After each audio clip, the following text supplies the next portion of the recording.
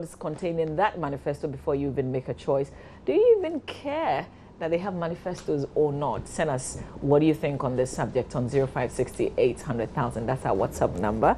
But Roland and myself, we've been joined by Sami Oko, who's the national youth organizer of the new Patriotic Party. Good morning to you. Good morning. Good morning, Sami. Yeah, good to see the two of you. Thank you. Thank you, sir. I enjoy watching at home than being in the studio. We'll see how it goes today. Via phone, we do have Joe Jackson, who is a political scientist. Let me say good morning to you if you can hear me.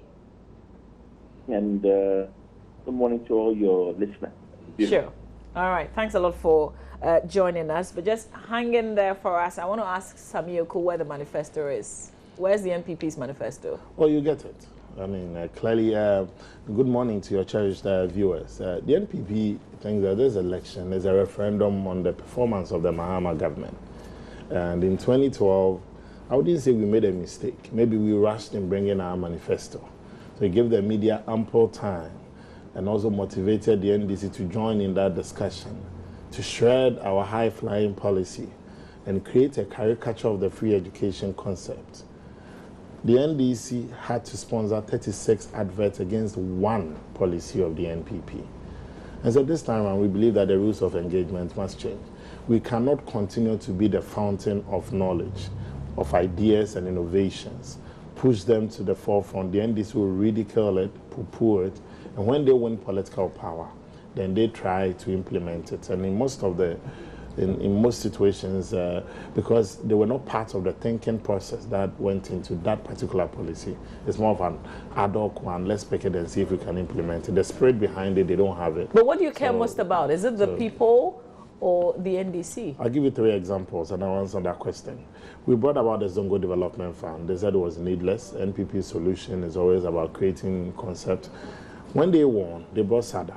And SADA has been riddled with corruption and it's been a pale shadow of itself. We talked about the free education. They said it wasn't possible. And now President Mahama says they are implementing it. When you have day senior high school fees around 400 plus, the government is paying 103 cities and saying that is free education. And so that itself too was ridiculed as well. And the NPP's policy of also to help create employment opportunities, building upon NYEP. Since then, the NDC said, oh, look, they were going to do something better. Then we had JIDA and all those stuff. So we strongly believe that, look, it's about time that they also have their own ideas. They should bring theirs to the table, bring ours to the table. Your question of whether it's about the people or about us as political parties, well, in a political party running and in a quest for political power, every strategy counts.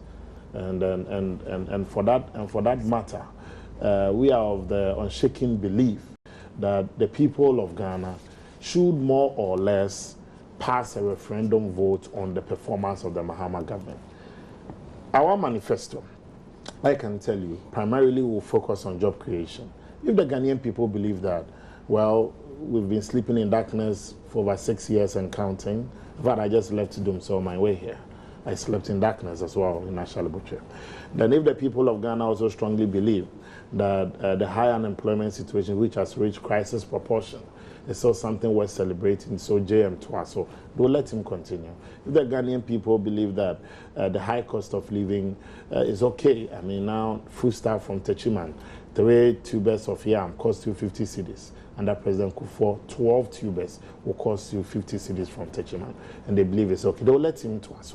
But if they want change in their living conditions, if they want at least better living conditions, if the students' teacher training, nursing training allowances must be restored and should be restored, and the students want to vote for that, they'll give the NPP an opportunity. And for businesses, for instance, multimedia, we got to a point, I don't know if you have changed that policy. You were shutting down at midnight. Wow. But that was for close to 2 years. And I can imagine the kind of operational cost that they brought to Chukam and his friends at the operations outfit. And I could see it on numerous occasions, student pupils doing their homework in front of Joy FM.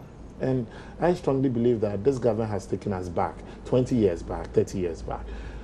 So, in effect, we believe that we hold the key to the change that the Ghanaian people are yearning for. But we will not be stampeded to bring our manifesto before the NDC. The NDC said, well, we were not serious, we haven't brought our manifesto. President Mahama, when the NDC celebrated 20 years at the headquarters of the NDC, the plush edifice of the NDC is the one at Adabraka. The one at Adabraka.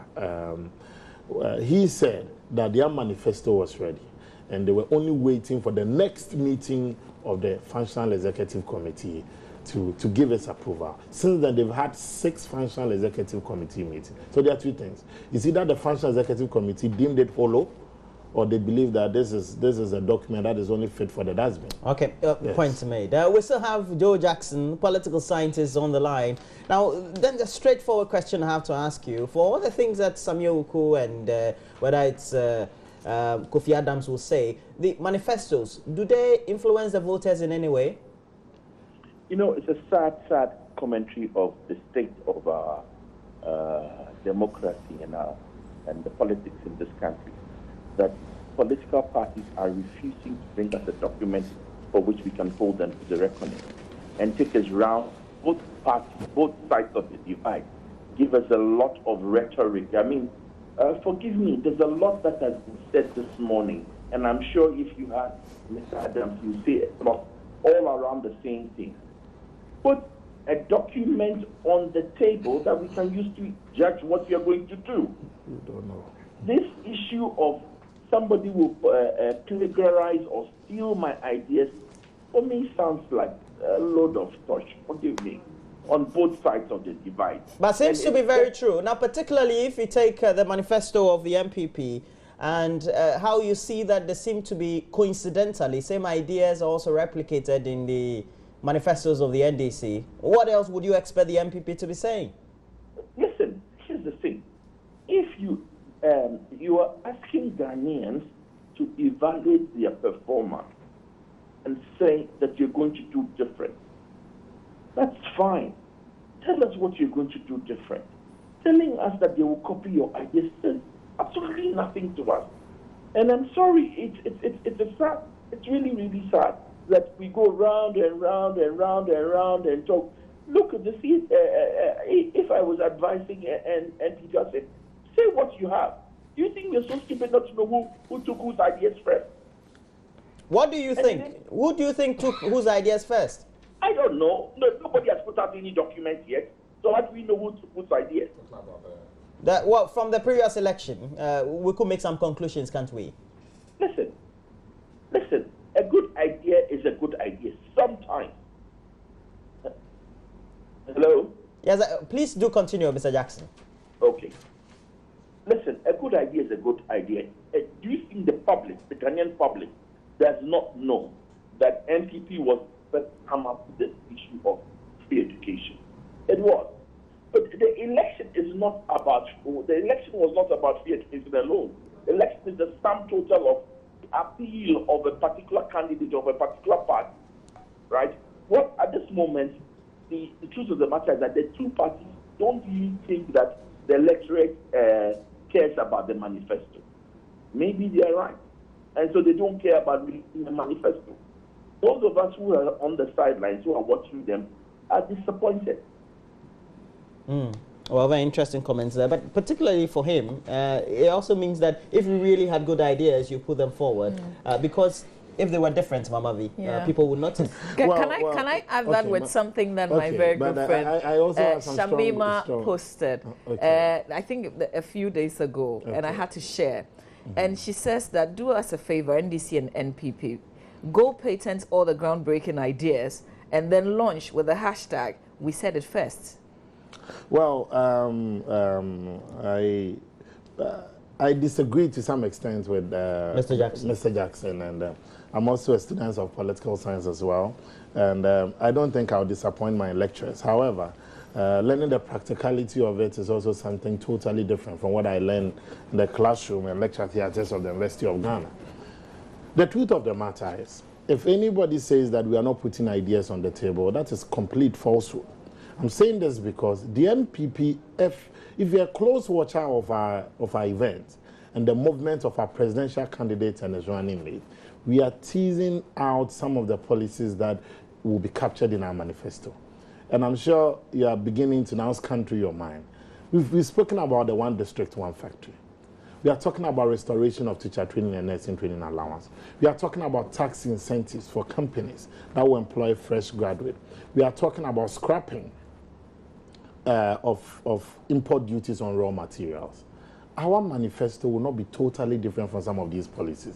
Maybe what people want is a copy of the Daily Graphic or the Times publishing the MPP's manifesto, or go to this website and you list them. But we gradually rolling what we are it looking out for is the booklets, so we can analyze the things that you put out there. When Nanado visited Sefi also yesterday, he spoke about issues and policies. But that place, even if you even send some of these documents there, I'm not too sure the number of people who can even. Then the manifestos are needless. Then going by your argument. I'm not saying they are needless, but it should be a compilation of the very policies that you intend to roll out and implement. But that does not mean that as a political party, you should be stampeded to bring it out when strategically the time is out. It's not right. Yeah. Now, Mr. Jackson, so what does it mean? Now we seem to be having a certain rat racing kind of a sort between the MPP and NDC, and it's more likely perhaps the NDC would have to launch before the MPP launches, and I'm sure it's just going to be a 24-hour difference, or if we have to talk about a period at all. I wanted to make a comment that the truth. I agree with my colleague that they have leaked parts of their manifesto. But the important part of the manifesto is that it brings everything together and it allows us to evaluate in a holistic way whether all the numbers and all the things and all the promises make sense and can be achieved.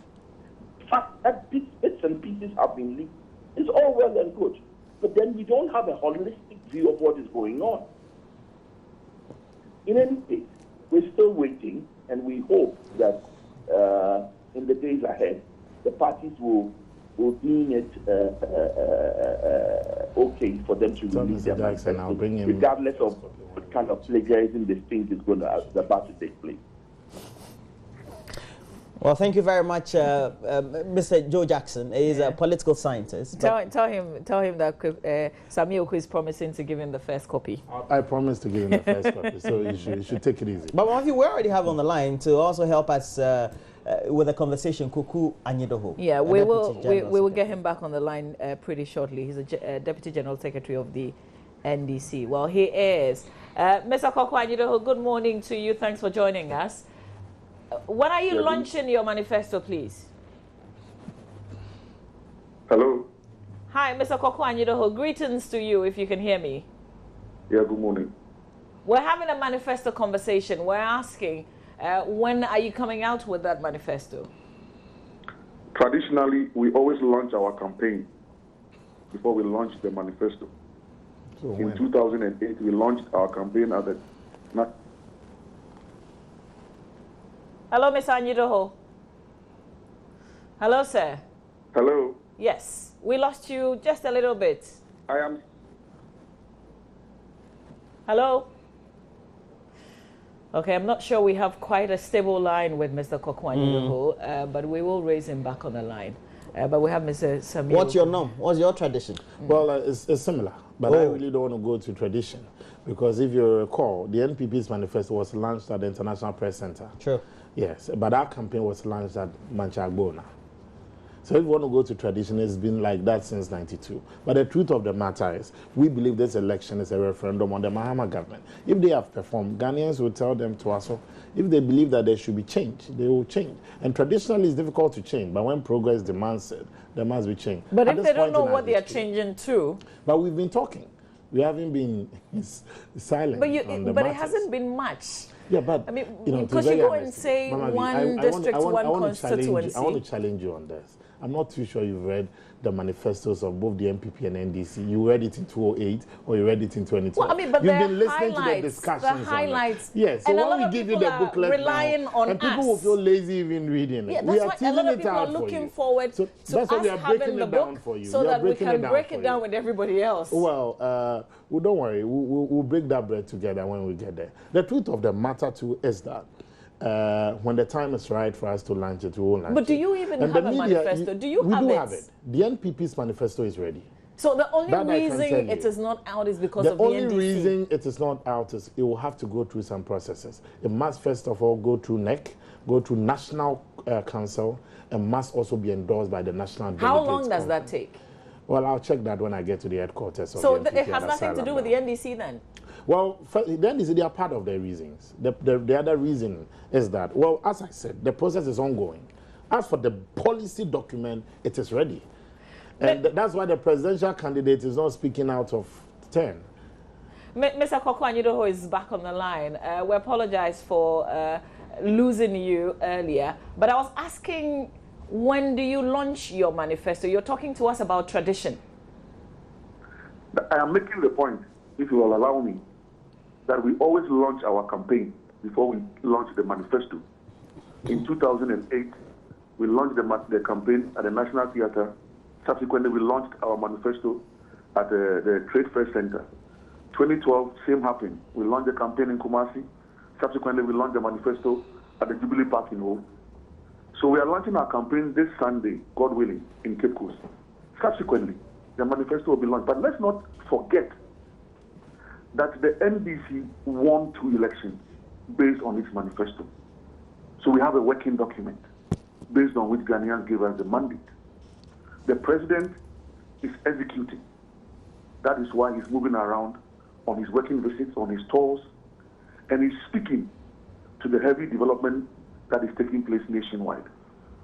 So if you are in opposition and you are seeking the mandate of the people, and you have put your policy document inside your cupboard and your wardrobe, and you are saying, or for that matter, coming up with this very puerile argument that if I put out my document, it will be plagiarized, I think that discerning Ghanaians are listening. I was just listening to the gentleman talk about our manifesto is ready, our flag bearer is not speaking out of 10. But we know for a fact that on 2 occasions, he has refused to appear on the IEA platform that he himself promised he will appear on. Only for his communications director to come and tell us that the flag bearer is not appearing on the IEA platform because their manifesto is not ready.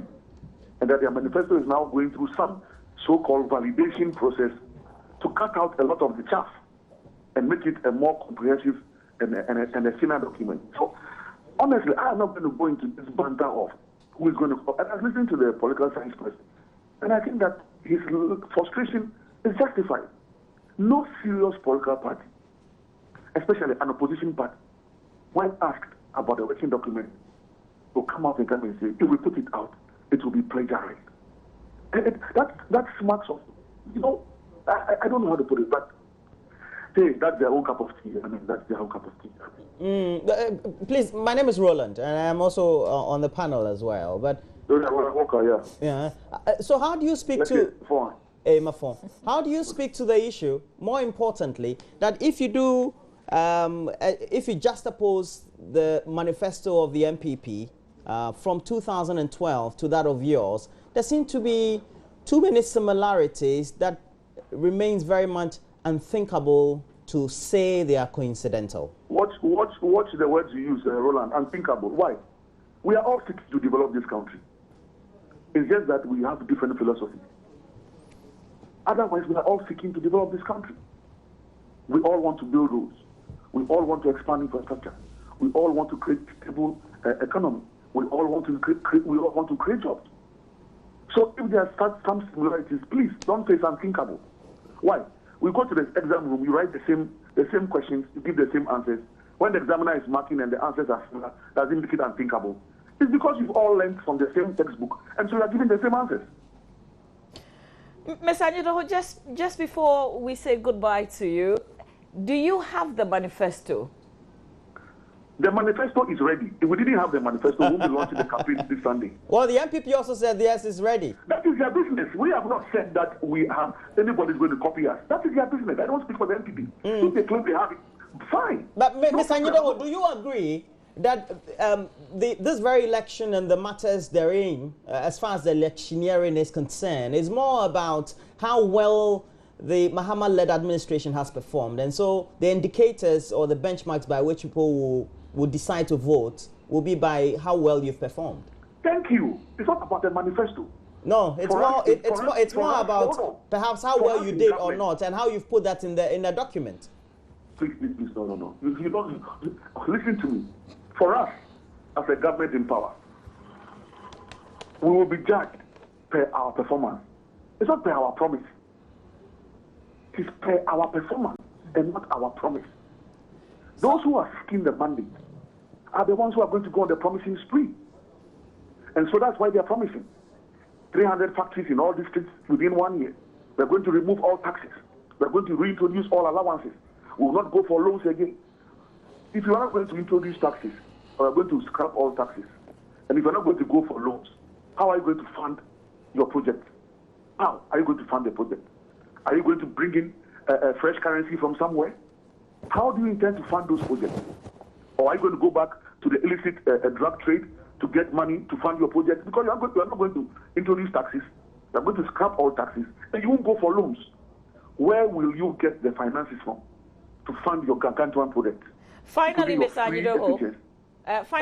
Ms. Anjidoho. So, after the launch of the campaign, between what time should we expect the launch of the manifesto? Madam, once we finish with the launch of the campaign, we will inform the nation appropriately when it is that the manifesto will be launched. But let me reiterate the point that for a governing party, a manifesto is just what you call, it's just nice to have a manifesto. But Ghanaians already have voted for us twice based on our manifesto. They have rejected the MPP twice based on their manifesto. And if they believe that their 2008 manifesto was a workable document, if they believe that the 2012 manifesto was a useful document, why are they not just reproducing those two documents and to save them all the headache of we are now validating what we put out in 2016? We have been given the mandate twice based on our manifesto. They have been rejected twice based on their manifesto. It's up to them.